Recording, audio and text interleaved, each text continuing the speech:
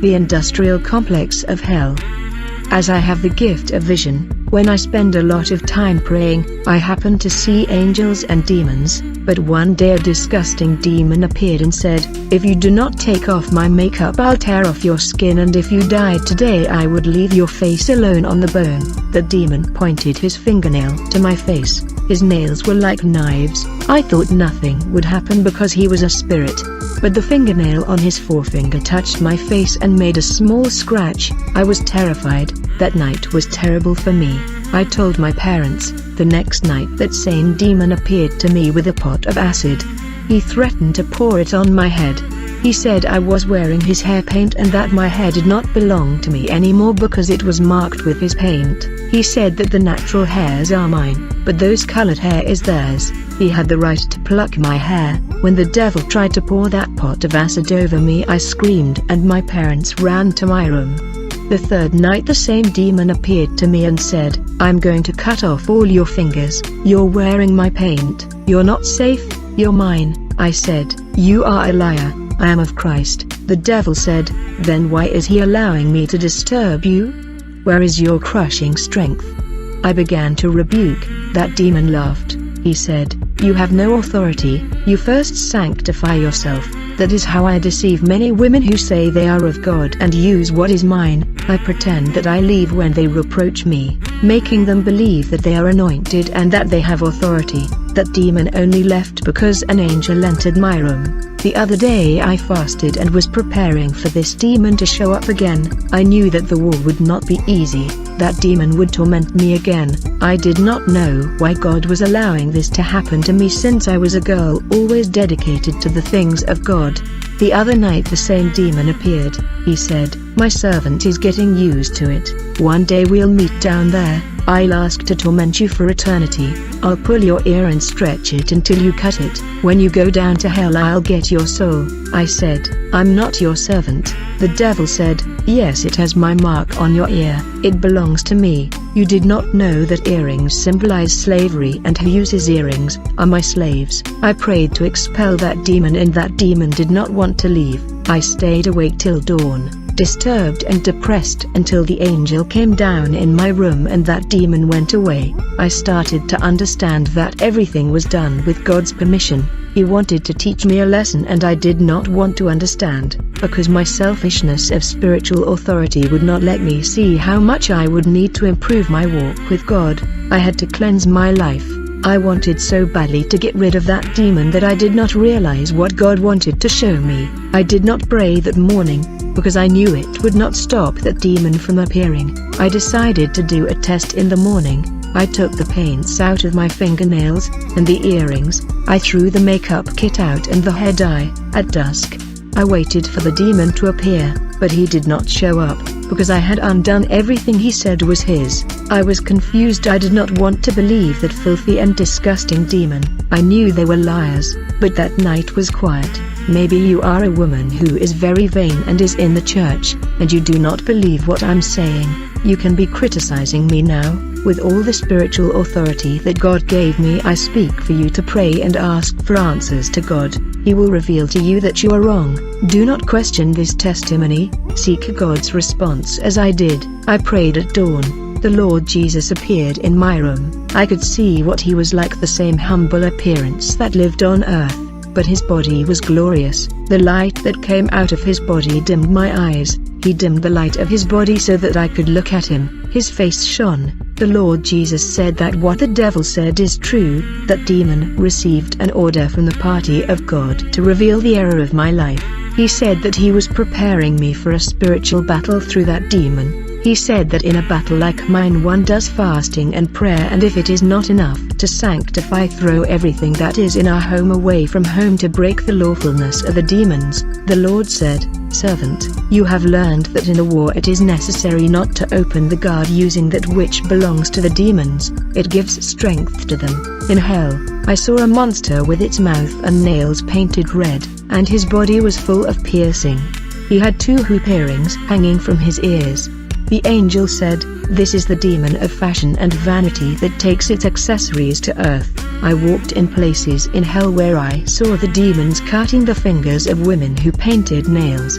The angel said that these women were evangelicals who were in that place for not renouncing the world. I saw a devil full of earrings all over. There was a huge one in his ear and another in his nose. His wrist was full of bracelets and his neck was full of chains. No vanity comes from God, and women were what Satan cast in the world. I saw devils cutting fingers that were filled with rings of skull stones and others. I saw a demon cutting off the ears of women and men wearing earrings. I saw devils cutting off the heads of women wearing necklaces and men wearing chains. The angel said, "Embellishments of the body corrupts the heart and exalts the flesh. They reveal what is in the heart." Lucifer exalted himself when he looked at his glory and his body covered with precious stones. Ezekiel 28:16 and 17, covering cherub, from the midst of the stones of fire. Thine heart was lifted up because of thy beauty. Thou hast corrupted thy wisdom by reason of thy brightness. I will cast thee to the ground. I will lay thee before kings, that they may behold thee. I was in hell. The angel of the Lord led me into the industrial complex in hell where I saw demons making lipsticks through the blood of bats from hell. This blood of bats was boiling in the cauldrons of hell. Red bars came out of the cauldrons, and to change the color of the bar they added something else into the blood-filled cauldrons.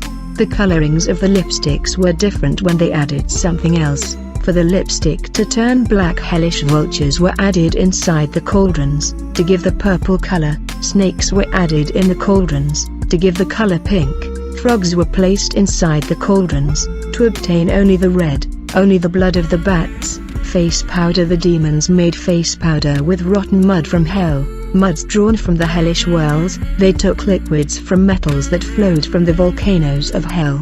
These liquids were used to make earrings, bracelets, necklaces, and chains. I saw hair dyes being produced in a cauldron in hell. I saw women cutting and they painted their hair bald. I saw the demons cast acid on the head of a woman who painted her hair. Her skull melted and she screamed in such pain.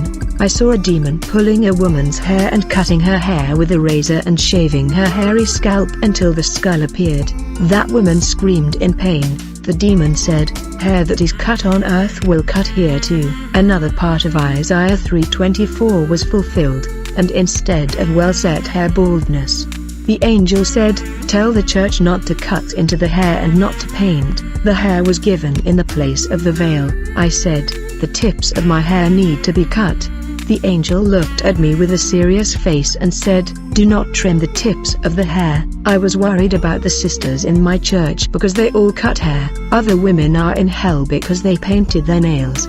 The demons cut off the fingers of these sisters, and the ones that painted the hair, the demons plucked the scalp and left the sisters bald. Those who wore lipsticks had their lips drawn from their mouths, becoming only the skeleton. Those who wore earrings had their ears cut off. I only saw 2 holes instead of the ears. Those who wore makeup had their faces melted with fire. Those wearing necklaces had their necks serrated. Perfume. I saw upper-class women, models, and actresses who used luxuriant and expensive perfumes to seduce men. There were devils threw acid and rotten substance from the pit of the abyss into their bodies that the stench of rot was unbearable. Those women did not accept that stench. Another part from Isaiah 3:24 was fulfilled. Instead of sweet smell there shall be stink. I continued walking in hell. I saw shampoo and skin creams in hell. When the woman applies those cream on her body, the scent would seduce the men on earth.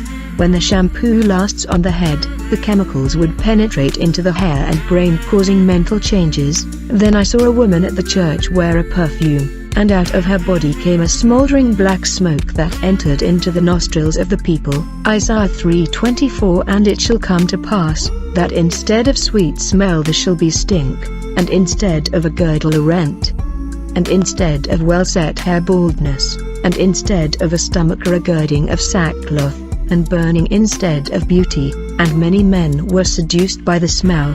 I saw the demon of seduction with a glass in his hand, and when he opened the bottle an infernal fragrance came out from inside and entered my nose. I fell in love with that demon. I was hypnotized by that fragrance that came out in the form of black smoke, but soon the light that was near me destroyed the hypnotic effect. Hell is full of perfumes of seduction.